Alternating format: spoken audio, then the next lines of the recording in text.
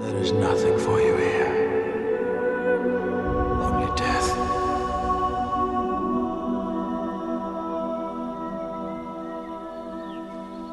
Is there any hope, Gandalf, for Frodo and Sam? There never was much hope. Just a fool's hope.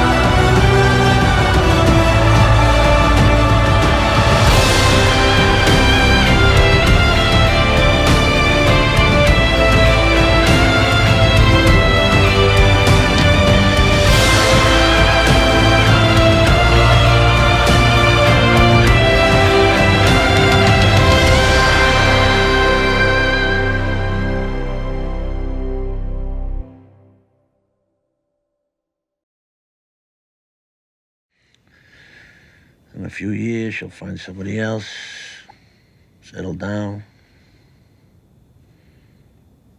Maybe she won't, who knows? She can do whatever she wants. And of course, the video featured a young person who recognizes finally that hope is a lie that we've been sold my entire life, probably the entire life of this set of living arrangements going back hundreds or thousands of years. She's becoming a wonderful woman, Calm. Smart, beautiful, independent woman that you created. Isn't that what you dreamed about?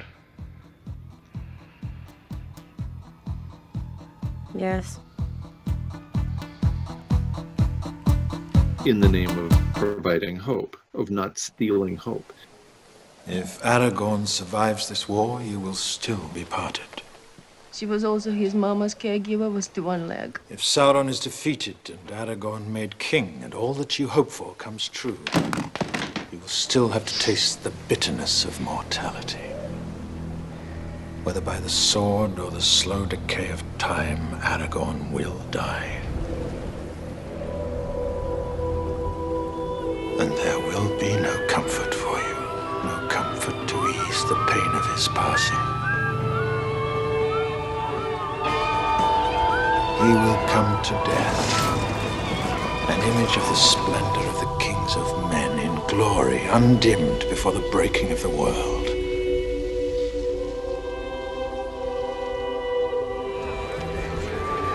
Guy checks into one of the guest rooms, calls down, says, I got a leak in the sink. I said, go ahead. The customer's always right. But you, my daughter, you will linger on in darkness and in doubt. That they didn't have a terminal diagnosis, that they were going to be fine. And sometimes they would tell the family, and sometimes they wouldn't. And I see the same thing happening now, some 50 years later, in which paid climate scientists, the media, the governments of the world are all unwilling to steal hope, which means they're unwilling to tell the truth about climate science. Here you will dwell, bound to your grief under the fading trees, until all the world is changed and the long years of your life are utterly spent.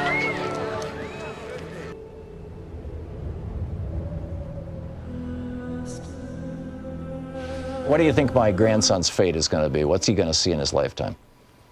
Arwen.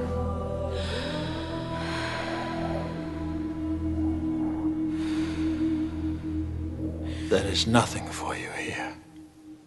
So we're vertebrates, we're mammals, we're animals. And we generally don't think of ourselves as animals. We think of ourselves as separate from the animal kingdom. But we are at the highest temperature ever experienced by Homo sapiens on Earth already. There are any number of means by which we could rapidly increase the global average temperature and therefore lose habitat for our favorite species. And then somewhere along the line, the evidence overwhelmed me, and it became clear we were in the midst of the sixth mass extinction. It became clear that global dimming, or the aerosol masking effect, was sufficient to cause loss of habitat essentially overnight from a geological perspective, a matter of days or weeks. And I realized all those self-reinforcing feedback loops, even if we don't even think about the aerosol masking effect, we're still doomed. So I didn't want to live in that sort of future. I didn't want to set aside my own life to prepare for the future that never comes. And so for me, it became a matter of living more fully with greater urgency every day in the time I have left, rather than preparing for the bunker days.